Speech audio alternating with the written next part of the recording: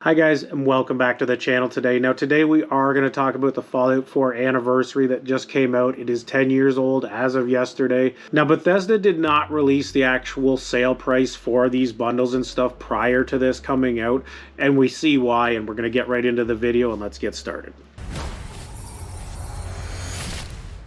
I believe the term is Yahoo. Another beautiful day in the most dangerous place in the world.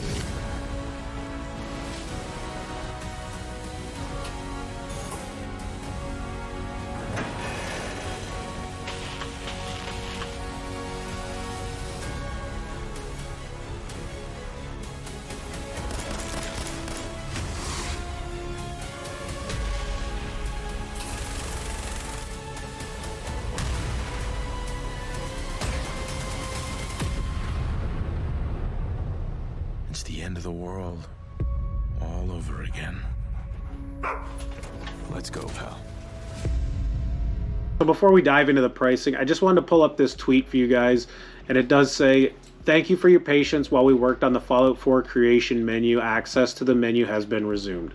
We are actively investigating an issue affecting the delivery of Creation Club content after purchasing the Creations Bundle or Anniversary Edition. Currently, there may be a delay between completing your purchase and seeing the content marked as owned in your account. We expect to resolve this as soon as possible. Please keep an eye here and our Bethesda support article." So as you know, this is par for the course for Bethesda. When they do drop these huge updates, usually they end up breaking a lot of the things in their game. Now, they did do a huge update last year, and the same sort of thing happened. It did wreck a lot of stuff. I know personally some of my mods disappeared, or they look invisible when you're holding them. Not hugely game-breaking to me. I think there was an HK7 mod or something for a weapon that you pull it up, it's invisible. I just sell them. I don't really use them anyways. And when they did do this last time, there was a mod that came out called Downgrader. This did help a lot of people, and it reverted the game back to its prior state, and it was the #1 mod, I believe, for quite a long time. That tells you how these releases usually go for Bethesda. Now this Fallout Day, guys, this is one of the worst ones. They really didn't come out with anything particularly interesting. There was no news about a Fallout 3 remaster. Obviously, they didn't have any news on the new Fallout. It's probably going to be 20 years down the pipe, knowing their track record here. Surprised if the Elder Scrolls even comes out within 5 years, guys. From what I've heard in the past few weeks, I'm getting really worried that these games are going to be in a really bad state, and when they do come out, it's going to be a long ways away, and they're probably going to be pretty crappy. So next we'll have a look at these bundles here, and the prices are absolutely ludicrous. I don't understand who's buying this stuff. Obviously, there's a big audience for it. Bethesda must sell a ton of this stuff. Again, Skyrim's been going on for so long selling this crap. Fallout 76 came out. It was kind of crappy when it came out, and it's still selling a lot of content on there. So there are a lot of people buying this stuff. Maybe I'm in the minority. I'm not too sure. Keep in mind, these prices are in Canadian, guys. For my US friends, I believe your bundle packages are $20, $40, and $60. So here we have $53 for this bundle. Now this includes all of the DLC for Fallout 4, but the price just for the Creation Club mods here in Canada is around $24, I believe 20 US. And to me, like, charging $20 for this is absolutely insane, guys. But this is just the way Bethesda is operating now. They're very anti-consumer, honestly, just putting out re-releases of old stuff. Now some of these mods are probably interesting, but anyways, $20 for some mods and stuff, which basically equate to skins, weapons, and some few fetch quests that are thrown in there. I don't understand how you can justify the price for this. Don't buy this crap, guys. It's absolute dog shit. And now we go for the ultimate here, which is $80 Canadian. I believe this would be 60 US. Basically you just get the game and everything with it. So again, they've repackaged this game much like they do with the Skyrim Legendary and all these different editions. Add the DLC into it, add some mods, and then resell it again for basically a full price game. And most of you guys that are watching this video probably already own the game and all the DLC, so you really don't give a shit about this. Your basic cost is going to be $20 for the DLC. Again, I would not pay that. Now, why is Bethesda re-releasing this? 1, it's easy. 2, they make lots of money. 3, the show is hugely popular, and they're too lazy to make a new Fallout game. That's what it boils down to here. Well, the Fallout series is one of the most popular ones on Netflix probably right now. I actually enjoy the first season so far. I've watched, I think, 4 or 5 episodes. Not super great, but it does have that Fallout flavor and will scratch your itch if you're a fan of the series. But again, this is just a huge money grab from Bethesda, and you can see why they didn't release these prices prior to Fallout Day, because if they had have done that, there would have been huge backlash to this. This way, they get it out, they get the word out for it, and then they can just let the prices trickle out on Steam or Xbox and whatever, and then the backlash will be going on Reddit, which it is right now. And I will read you this one comment on Reddit, guys, and it goes, Skyrim's Anniversary Edition was incredibly good, even if it wasn't balanced at all. It gave the game hundreds of hours of extra content, more locations, a million quests, new armor, weapons, everything. All of that for roughly $20 in my country. Now, Fallout 4's Anniversary Edition, on the other hand, 150 plus creations, yet seems like 125 of them are just skins and paint jobs. I was incredibly excited for it. I purchased it. I spam posts asking stuff about it. I was expecting far, far more than what we got from it. Having looked through the creations menu, which as of writing this doesn't work for some people, but that will be fixed at some point, Skyrim had the same issue. It really is just skins and a couple of workshop decorations. Sure, it adds a handful of new guns and some outfits, but what else? Nothing. All of that for $35 in my country. This Anniversary Edition is incredibly underwhelming and severely saddening. I don't even care about paid mods or mods in general, but this, insanity. Yeah, and this guy hits the nail on the head. Me personally, I have no problem with paid mods in these games. And for the modders that do make these and want a few bucks for them or something, yeah, have at it. It's honestly a really cool secondary marketplace. Now, given the greed aspect of some people and Bethesda, I could see it going off the rails and getting really dumb. That hasn't happened, in my opinion, yet. And hopefully it doesn't. And again, if you are on the PC, you can go on Nexus and get, probably tens of thousands of mods for these games.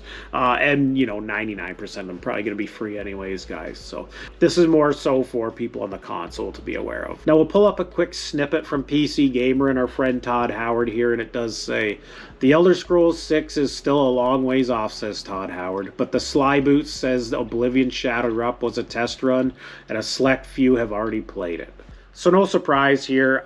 The Elder Scrolls, I first thought it would probably drop hopefully 2027 or something around the new consoles when they come out.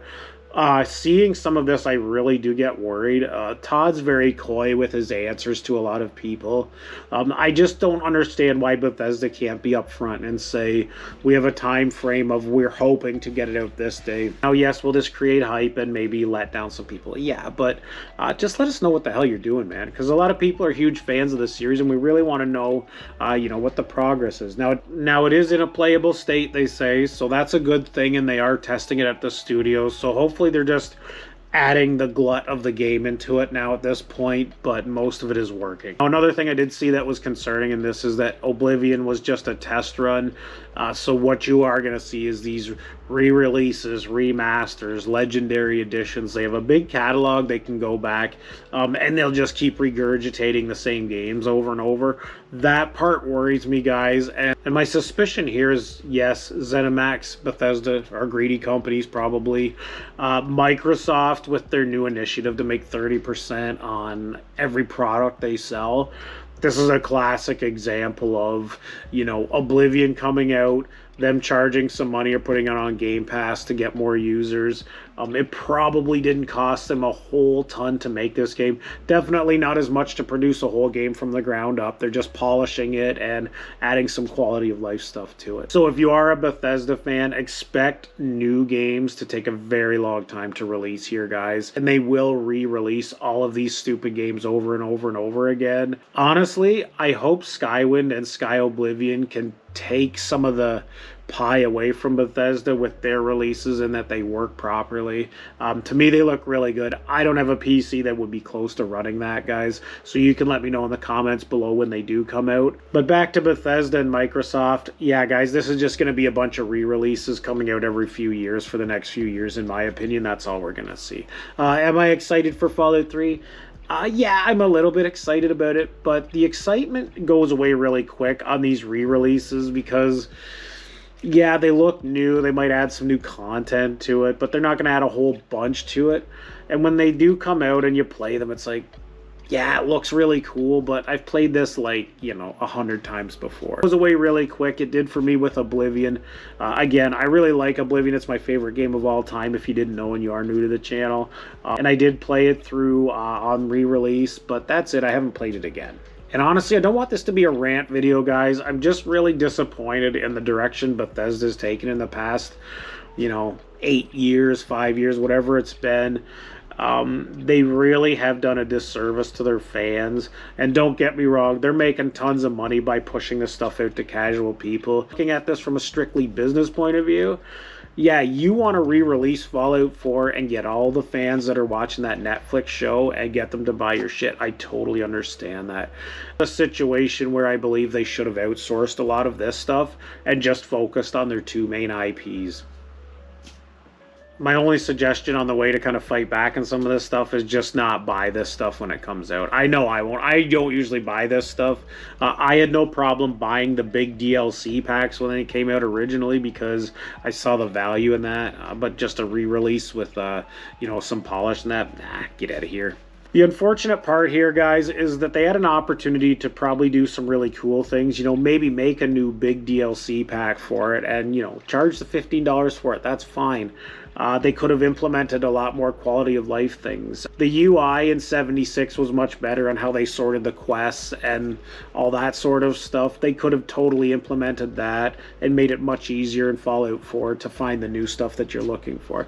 Just bringing little updates like that could have really improved the quality of life for the game. Now, don't get me wrong, everything isn't bad. I'm glad they brought the Creation Club to Fallout 4. I think that was a really good idea. Stuff like that is really good, and it really does help update the game. Now, on that note, I don't know what's going on at Bethesda, guys. It really does suck. Now, again, I'm not going to beat this dead horse here, guys. It's not going to be a super long video. I just wanted to let you guys know the news and the pricing schemes and this stuff. I do think it's bullshit. I won't be supporting it going forward.